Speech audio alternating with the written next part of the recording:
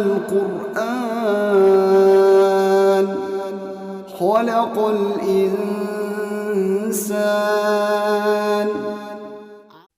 محترم حضرات، ہم نے الحمدللہ ابھی تک سورہ بقرہ کی 200 آیت کا ترجمہ اور تفسیر ہم پڑھ چکے ہیں۔ انشاءاللہ تعالی آج کی ہماری گفتگو 201 نمبر سے 210 نمبر تک سورہ بقرہ کی آیت جو ہے تلاوت کرنے کی کوشش کی جائے گی۔ سب سے پہلے میں یہ چاہتا ہوں کہ پچھلے ہفتے ہم نے جو پڑھا تھا اس کا ایک مرتبہ ریویژن ہو جائے، اور اس کی سٹارٹنگ آیت تھی سورہ بقرہ کی 194 آیت نمبر، الشہر الحرام بالشہر الحرام والحرمات قصاص۔ میں صرف ترجمہ کو لے کر کے چلتا ہوں، تفسیر وغیرہ میں پچھلے ہفتہ بیان کر چکا۔ انشاءاللہ تعالی آج 201 نمبر سے 210 نمبر تک جو ہم آیت پڑھیں گے اس کا ترجمہ اور تفسیر دونوں ایک ساتھ لینے کی کوشش کریں گے۔ ابھی جو میں سٹارٹنگ کر رہا ہوں آیت نمبر 194، اس کا صرف ترجمہ لے کر کے میں 200 نمبر تک چلوں گا۔ تو کلام مقدس میں ارشاد فرمایا جا رہا ہے الشہر الحرام بالشہر الحرام والحرمات قصاص، یعنی ماہ حرام کے بدلے ماہ حرام اور ادب کے بدلے ادب۔ اس کے بعد کہا جا رہا ہے فَمَنِ اعْتَدَىٰ عَلَيْكُمْ فَاعْتَدُوا عَلَيْهِ بِمِثْلِ مَا اعْتَدَىٰ عَلَيْكُمْ، جو تم پر زیادتی کرے اس پر تم بھی زیادتی کرو، اتنی ہی جتنی اس نے تم پر زیادتی کی۔ اس کے بعد کہا جا رہا ہے وَاتَّقُوا اللَّهَ وَاعْلَمُوا أَنَّ اللَّهَ مَعَ الْمُتَّقِينَ، اور اللہ سے ڈرتے رہو اور یقین رکھو کہ اللہ حدود الہی کا احترام کرنے والوں کے ہمیشہ ساتھ ہوا کرتا ہے۔ اس کے بعد کہا جا رہا ہے وَأَنفِقُوا فِي سَبِيلِ اللَّهِ وَلَا تُلْقُوا بِأَيْدِيكُمْ إِلَى التَّهْلُكَةِ، اور اللہ کی راہ میں خرچ کرو اور اپنے آپ کو تباہی میں نہ جھونکو۔ اس کے بعد کہا جا رہا ہے وَأَحْسِنُوا، اور بھلائی والے ہو جاؤ، إِنَّ اللَّهَ يُحِبُّ الْمُحْسِنِينَ، بے شک اللہ نیکی کرنے والوں سے محبت فرمایا کرتا ہے۔ اس کے بعد کہا جا رہا ہے وَأَتِمُّوا الْحَجَّ وَالْعُمْرَةَ لِلَّهِ، حج اور عمرہ اللہ کے لیے پورا کرو۔ فَمَا اسْتَيْسَرَ مِنَ الْهَدْيِ وَلَا تَحْلِقُوا رُؤُوسَكُمْ حَتَّى يَبْلُغَ الْهَدْيُ مَحِلَّهُ، پھر اگر تم روکے جاؤ تو قربانی بھیجو جو میسر آ سکے۔ وَلَا تُهْلِكُوا رُؤُوسَكُمْ حَتَّى يَبْلُغَ الْهَدْيُ مَحِلَّهُ، اور اپنے سر نہ منڈواؤ جب تک کہ قربانی اپنے ٹھکانے تک نہ پہنچ جائے۔ اس کے بعد کہا جا رہا ہے فَمَنْ كَانَ مِنْكُمْ مَرِيضًا أَوْ بِهِ أَذًى مِّن رَأْسِهِ فَفِدْيَةٌ مِّن صِيَامٍ أَوْ صَدَقَةٍ أَوْ نُسُكٍ، پھر جو تم میں بیمار ہو یا اس کے سر میں کوئی تکلیف ہو تو بدلہ دے روزے یا خیرات یا قربانی کا۔ اس کے بعد کہا جا رہا ہے فَإِذَا أَمِنْتُمْ، پھر جب تم اطمینان ہو جاؤ۔ اس کے بعد کہا جا رہا ہے فَمَنْ تَمَتَّعَ بِالْعُمْرَةِ إِلَى الْحَجِّ فَمَا اسْتَيْسَرَ مِنَ الْهَدْيِ، تو حج سے عمرہ ملانے کا فائدہ اٹھائے، اس پر قربانی ہو جیسا میسر آ سکے۔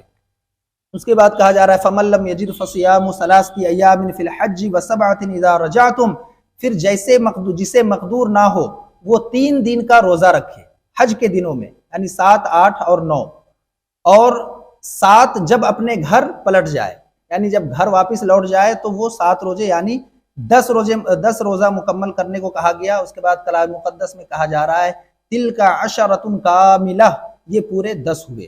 ذَلِكَ لِمَن لَّمْ يَكُنْ أَهْلُهُ حاضر المسجد الحرام، یہ حکم اس کے لیے ہے جو مکہ کے نہ رہنے والے ہوں یا پھر وہ مکہ میں اس کے کوئی رشتہ دار نہ رہتے ہو۔ وَاتَّقُوا اللَّهَ وَاعْلَمُوا أَنَّ اللَّهَ شَدِيدُ الْعِقَابِ، اور اللہ سے ڈرتے رہو اور جان لو کہ اللہ کا عذاب بہت سخت عذاب ہے۔ اس کے بعد کہا جا رہا ہے الحج اشہر معلومات، حج کے مہینے جو ہے وہ مقرر ہے۔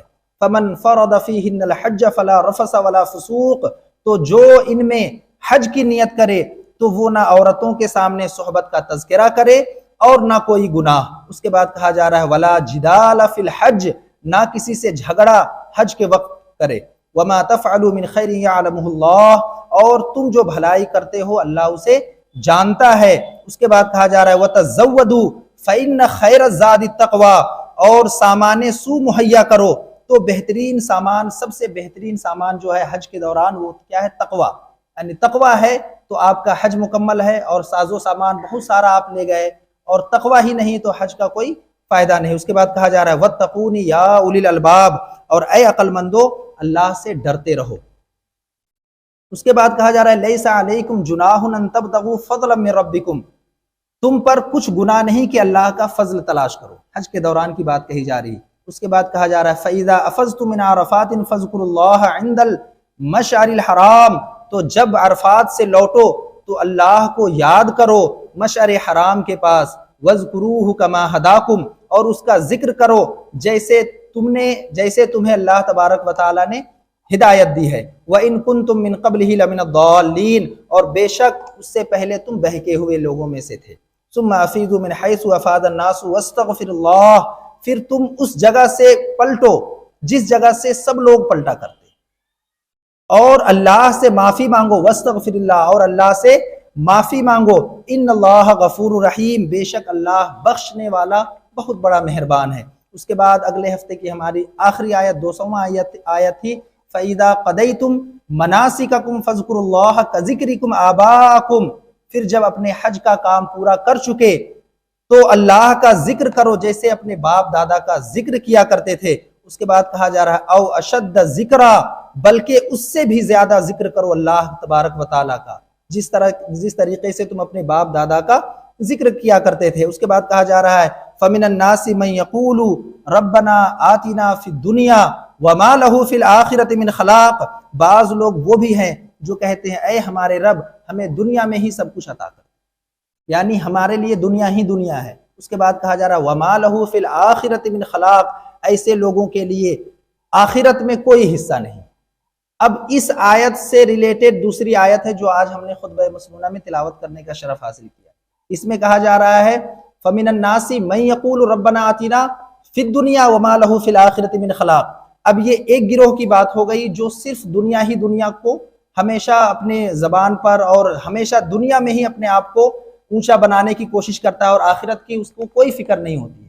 اب دوسری آیت میں یہ بیان کیا جا رہا ہے کچھ لوگ ایسے بھی ہیں جو دنیا کی بھی خیر چاہتے ہیں اور آخرت کی بھی خیر چاہتے ہیں، جو حج کے دوران یہ دعائیں حجاج کرام پڑھا کرتے ہیں اور کہتے ہیں وَمِنَ النَّاسِ مَن يَقُولُ، اور انہی میں سے بھی کچھ ایسے ہیں جو کہتے ہیں رَبَّنَا آتِنَا فِي الدُّنْيَا حَسَنَةً وَفِي الْآخِرَةِ حَسَنَةً وَقِنَا عَذَابَ النَّارِ، اے رب ہمارے ہمیں دنیا میں بھی بھلائی دے اور ہمیں آخرت میں بھی بھلائی دے اور ہمیں عذاب دوزخ سے بچا۔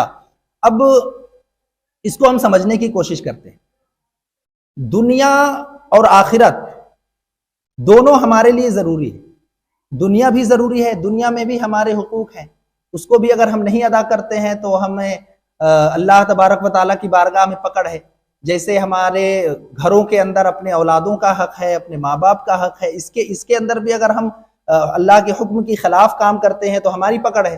تو دنیا کے بھی اندر ہمیں ریشیو پروپورشن جو ہوتا ہے نا اس کو برابر میں لے کے چلنے کا، دنیا کا جتنا حق ہے دنیا کا بھی وہ حق ہم ادا کریں، اور آخرت کا اللہ تبارک و تعالیٰ نے ہم پر جو حقوق دے رکھے ہیں اس کو بھی ہم ادا کرنے کی کوشش کریں۔ تو یہ وہ آیت ہے جو ایک مومن انسان اس کو اپنے زبان پہ ورد کیا کرتا ہے، ربنا آتنا فی الدنیا حسنۃ وفی الآخرۃ حسنۃ وقنا عذاب النار، اے اللہ ہمیں دنیا میں بھی بھلائی نصیب عطا فرما اور آخرت میں ہمیں بھلائی نصیب عطا فرما آخرت کے لیے، اور عذاب دوزخ سے ہمیں بچا۔ تو دنیا کا وہ خیر ہی نہیں ہے جس میں ہدایت نہ ہو۔ اگر ایمان کے ساتھ ہدایت کے ساتھ اگر آپ دنیا کے طلبگار ہیں تو وہ خیر ہیں، لیکن اگر آپ صرف دنیا میں اچھا مکان ہو جائے، ہمارے بچے اچھے ملازمت میں لگ جائے، ہم اچھے پیسے والے ہو جائے، اور صرف دنیا کی فکر آپ کو ستا رہی ہے اور آخرت کا کوئی فکر نہیں ہے آپ کے اندر، تو وہ یہاں پہ غلط ثابت ہوگا اور اس آیت کے خلاف وہ کام کرے گا۔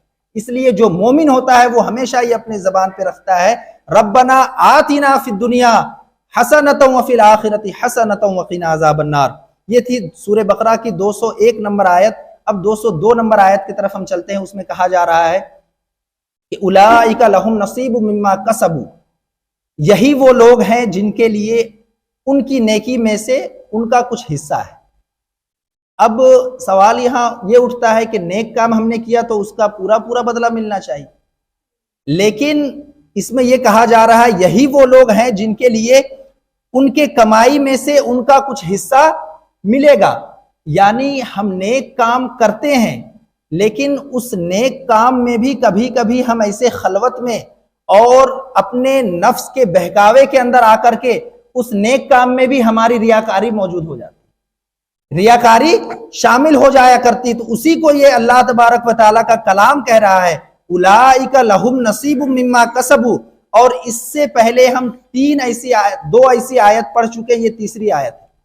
ہم نے پڑھا تھا اولئک علی ھدی من ربہم واولئک ھم المفلحون، جو 6 نشانی جو ایمان والوں کی بتائی گئی تھی، یہی وہ لوگ ہیں جو ہدایت پر ہیں، اور یہی وہ لوگ ہیں جو فلاح پانے والے ہیں۔ اولئک علی ھدی من ربہم واولئک ھم المفلحون۔ اس کے بعد ہم نے پڑھا تھا قالوا انا للہ وانا الیہ راجعون، یعنی اس سے پہلی آیت ہے وَلَنَبْلُوَنَّكُمْ بِشَيْءٍ مِّنَ الْخَوْفِ وَالْجُوعِ وَنَقْصٍ مِّنَ الْأَمْوَالِ وَالْأَنفُسِ وَالثَّمَرَاتِ وَبَشِّرِ الصَّابِرِينَ، یعنی ہم تمہیں ضرور آزمائیں گے، ہم تمہیں ضرور آزمائیں گے۔ اس طرح کی بات ہونے کے بعد جب ایمان کا ٹیسٹ لینے کے بعد پھر وہاں کہا گیا اولئک علیہم صلوات من ربہم ورحمہ واولئک ھم المہتدون۔ اس کے بعد یہ تیسرا اولئک آ رہا ہے ہمارے پاس، اولئک لہم نصیب مما کسبوا۔ اس کے بعد کہا جا رہا ہے یہی وہ لوگ ہیں جن کو جو وہ نیک کام کرتے ہیں انہی میں سے ان کو حصہ ملے گا۔ اس کے بعد کہا جا رہا ہے واللہ سریع الحساب، اور اللہ جلد حساب کرنے والا ہے، اللہ جلد حساب کرنے والا ہے۔ اب آج کل یہ دیکھ لیجئے حساب کا کام کتنا آسان ہو گیا۔ حساب کرنے کا کام پہلے اتنا ڈیفیکلٹ تھا، لیکن ابھی اتنا آسان ہو گیا، کمپیوٹر کے ذریعے بڑا بڑا حساب بالکل چھوٹے سے وقت میں ہو جایا کرتا ہے۔ اب اللہ تبارک و تعالیٰ کے پاس کیسا سپر کمپیوٹر ہوگا؟ اللہ تبارک و تعالیٰ کی پکڑ سے کوئی نہیں بچ سکتا۔ یہ تو آج ہمارے اندر ٹیکنالوجی کا اتنا پرچار پرسار ہوا کہ ہم اس نتیجے پہ پہنچ گئے ہیں کہ بالکل ڈیفیکلٹ سے ڈیفیکلٹ حساب کو فٹافٹ چٹکیوں میں کر لیا کر رہے ہیں۔ تو اللہ تبارک و تعالیٰ کے دین سے ہی تو ہم یہاں تک پہنچے ہیں نا۔ تو اللہ تبارک و تعالیٰ کے پاس کوئی ایسی چیز نہیں ہے جو اللہ تبارک و تعالیٰ کے پکڑ سے غافل ہے۔ ہر چیز میں اللہ غالب ہے، اور ہر چیز کا اللہ تبارک و تعالیٰ حکمت کا رکھنے والا ہے۔ تو اسی کو کہا جا رہا ہے واللہ سریع الحساب، اور اللہ جلد حساب کر لے گا کون کتنی اچھے کام کیا ہے، کس کی نیت میں خلوص و للہیت تھی، اور کون ریاکاری سے ہماری عبادت کیا کرتا تھا۔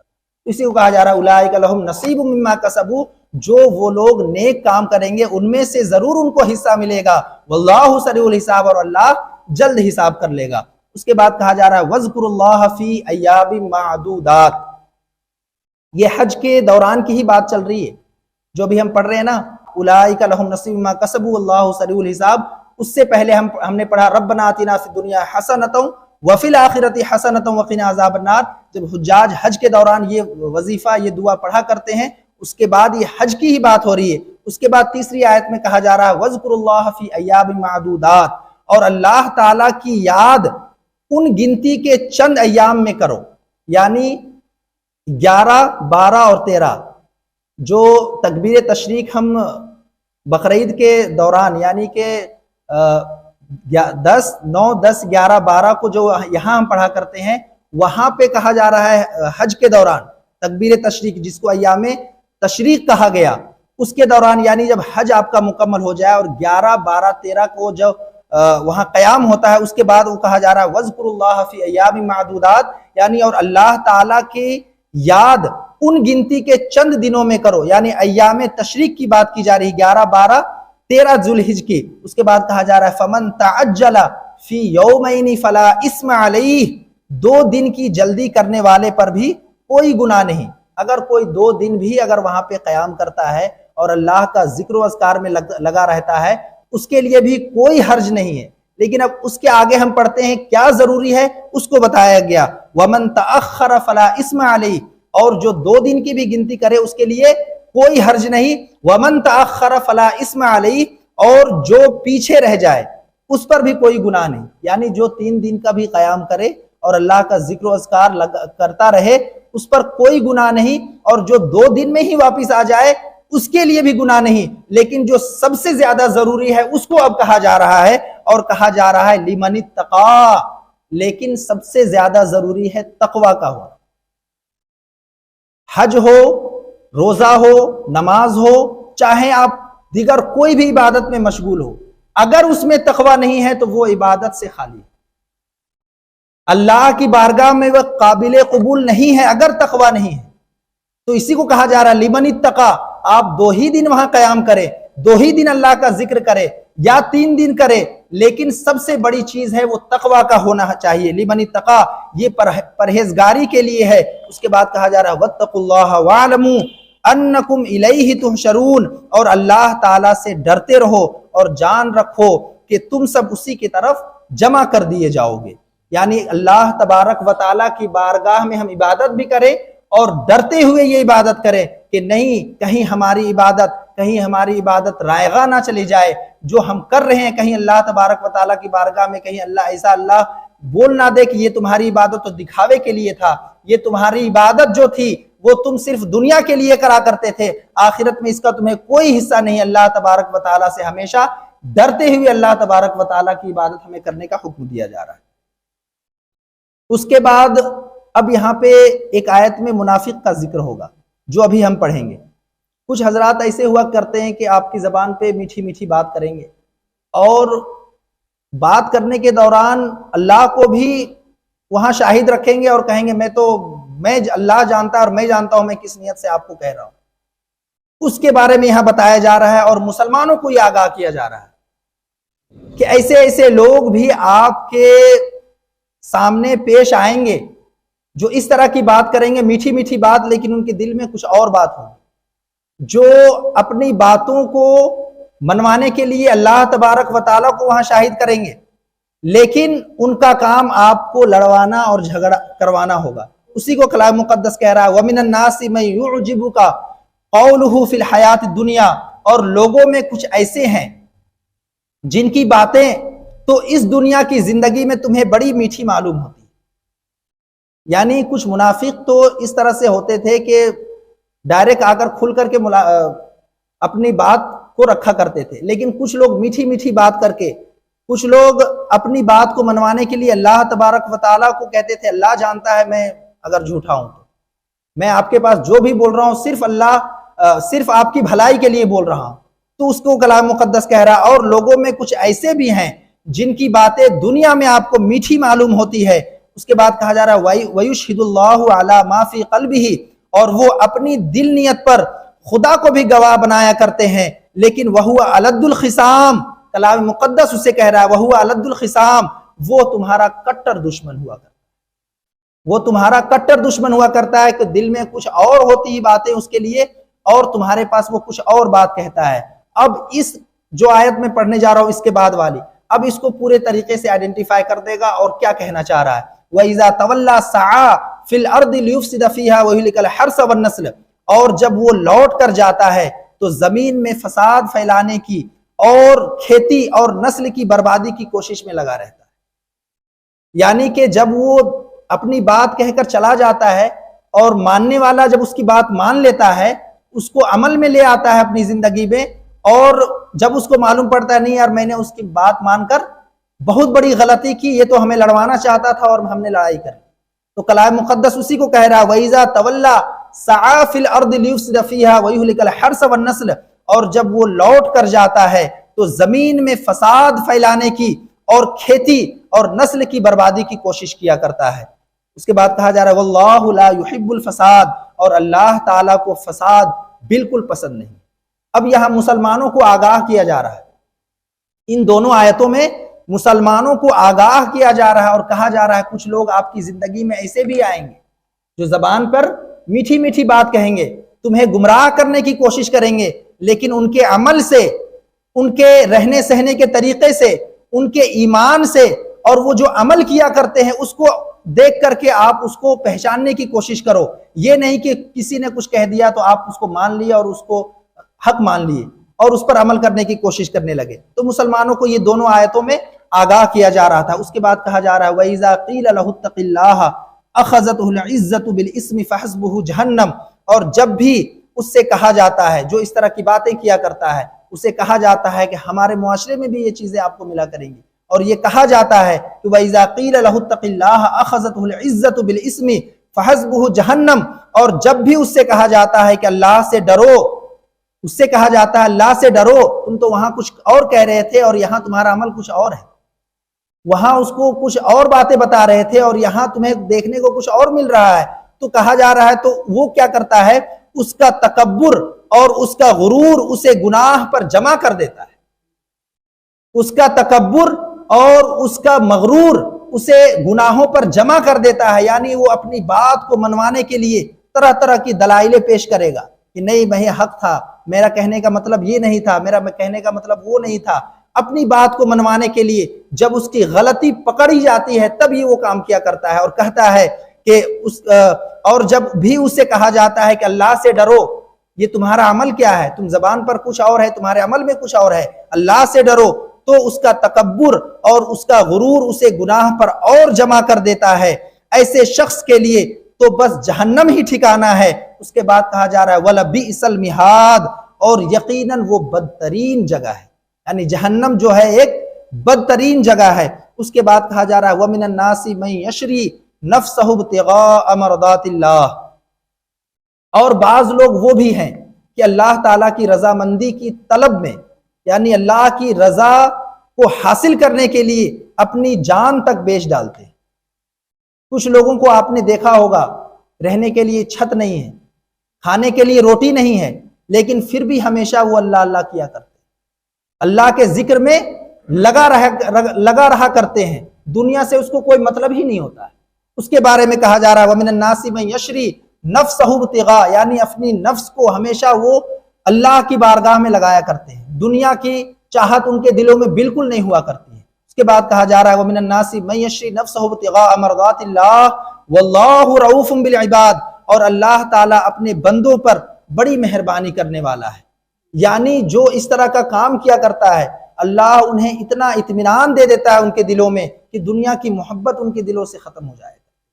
اور وہ کہا کرتا ہے ان صلاتی ونسکی ومحیایا ومماتی للہ رب العالمین, میری نماز, میری قربانیاں, میرا جینا, میرا مرنا, میرا ہر کچھ سب اللہ کے لیے ہے, رب العالمین جو سارے جہان کا رب ہے. اس کے بعد بنی اسرائیل کے بارے میں جو کہا گیا تھا افتؤمنون ببعض الکتاب وتکفرون ببعض, اب یہاں مسلمانوں کو ٹارگٹ کیا جا رہا ہے اور کہا جا رہا ہے کہ سب سے پہلے بنی اسرائیل کو کہا گیا تھا, آپ کو یاد ہوگا وَأَنِّي فَضَّلْتُكُمْ عَلَى الْعَالَمِينَ, یعنی کہ میں بنی اسرائیل کو ہر نعمت سے اللہ تبارک و تعالیٰ نے نوازا اور عالمین میں انہیں فضیلت بخشی. اس کے بعد انہیں کہا گیا افتؤمنون ببعض الکتاب وتکفرون ببعض, کیا تم اللہ کے کچھ حکم کو مانتے ہو اور کچھ کو رد کر دیتے ہو. افتؤمنون ببعض الکتاب وتکفرون ببعض, اس کے بعد کہا گیا فما جزاء من يفعل ذلك منكم في الحیات الدنیا ویوم القیامت یردون الى اشد العذاب, تو جو تم اس طرح کے روش اختیار کرتے ہو, تم اس طرح کے جو رویہ اختیار کر رکھے ہو, تو جان لو کہ اس دنیا میں تمہارے لیے ذلیل و خواری مسلط کر دی جائے گی اور آخرت میں شدید ترین عذاب میں جھونک دیا جائے گا. یہ بنی اسرائیل کے لیے تھا, لیکن اب ہمارے لیے کیا بات آ رہی ہے, یہاں کہا جا رہا ہے یا ایھا الذین آمنوا ادخلوا فی السلم کافہ, یا ایھا الذین آمنوا, اے ایمان والو, یا ایھا الذین آمنوا ادخلوا, یعنی ایمان میں داخل ہو جاؤ پوری کی پوری. یعنی اسلام اور شریعت محمدی صلی اللہ تعالیٰ علیہ وسلم ایک پیکج ڈیل ہے. یہ نہیں کہ آپ نے کچھ کو مان لیا اور کچھ کو رد کر دیا, نہیں, ایسا نہیں کر سکتے. تو یہاں وہی کہا جا رہا ہے یا ایھا الذین آمنوا ادخلوا فی السلم کافہ, اے ایمان والو اسلام میں داخل ہو جاؤ پوری کی پوری طرح. اس کے بعد کہا جا رہا ہے ولا تتبعوا خطوات الشیطان, اور شیطان کے نقش قدم پر نہ چلو, شیطان کے نقش قدم پر نہ چلو. جب تم ایمان لائے ہو اللہ اور اللہ کے رسول کی طرف, تو تمہارے کو بات بھی اللہ اور اللہ کے رسول کی ماننی ہے, یہ نہ کہ شیطان کی پیروی کرنی ہے. اسی کو کلام مقدس کہہ رہا ہے ولا تتبعوا خطوات الشیطان, اور شیطان کے قدموں پر, شیطان کے نقش قدم پر چلنے کی کوشش نہ کرو. انہ لکم عدو مبین, بے شک وہ تمہارا کھلا دشمن ہے. اس کے بعد نیکسٹ آیت میں کہا جا رہا ہے فَإِن زَلَلْتُمْ مِن بَعْدِ مَا جَاءَتْكُمُ الْبَيِّنَاتُ فَاعْلَمُوا أَنَّ اللَّهَ عَزِيزٌ حَكِيمٌ, پس اگر تم اس کے بعد بھی لغزش کرو جبکہ تمہارے پاس واضح نشانیاں آ چکی, یعنی جب کلام مقدس ہمارے درمیان موجود ہے تو وہ کیا ہے, ایک کھلی نشانی ہے. ہر چیز کو اس میں کھول کھول کر کے بیان کر دیا گیا۔ منافقینوں کی نشانی کیا ہے، کفاروں کی نشانی کیا ہے، مومنوں کی نشانی کیا ہے، جنت کو پانے کا راستہ کیا ہے، دوزخ میں جانے کا راستہ کیا ہے، وہ بھی بتا دیا گیا۔ ہر چیز کو ایک ایک کر کے آئیڈینٹیفائی ہمارے درمیان کر دیا گیا۔ اس کے بعد یہ آیتیں نازل ہو رہی ہے اور کہا جا رہا ہے فَإِن زَلَلْتُم مِّن بَعْدِ مَا جَاءَتْكُمُ الْبَيِّنَاتُ فَاعْلَمُوا أَنَّ اللَّهَ عَزِيزٌ حَكِيمٌ۔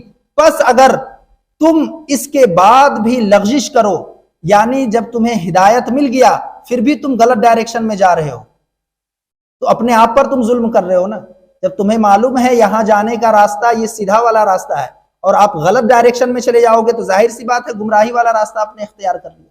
تو کلام مقدس کہہ رہا ہے پس اگر تم اس کے بعد بھی لغزش کرو یعنی گناہ کرو جبکہ تمہارے پاس واضح نشانیاں آ چکی، تو جان لو کہ اللہ غالب اور حکمت والا ہے، یعنی اللہ ہر چیز پر غالب پانے والا ہے۔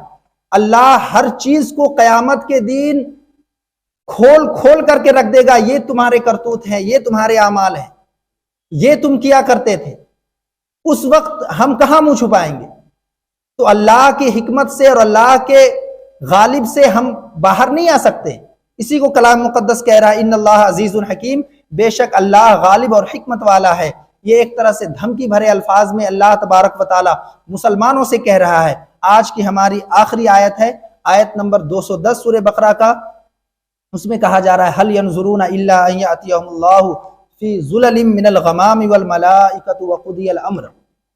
اب یہاں پر پھر کہا جا رہا ہے مسلمانوں سے، اور کہا جا رہا ہے کیا لوگوں کو اس بات کا انتظار ہے کہ ان کے پاس خود اللہ تعالیٰ ابر کے سائبان میں آ جائے، یعنی اللہ خود آ جائے گا تب لوگ یقین کریں گے کیا؟ اس کے بعد کہا جا رہا والملائکہ، اور فرشتے انسانوں کے سامنے موجود ہو جائیں گے تب لوگ یقین کریں گے کیا؟ کیا لوگوں کو اس بات کا انتظار ہے کہ ان کے پاس خود اللہ تبارک و تعالی سائبانوں میں آ جائے اور فرشتے بھی آ جائیں اور پورا کام تمام کر دیا جائے؟ اس کے بعد کہا جا رہا وَإِلَى اللَّهِ تُرْجَعُ الْأُمُورُ، اور سارے کام اللہ ہی کی طرف لوٹا دیے جائیں گے۔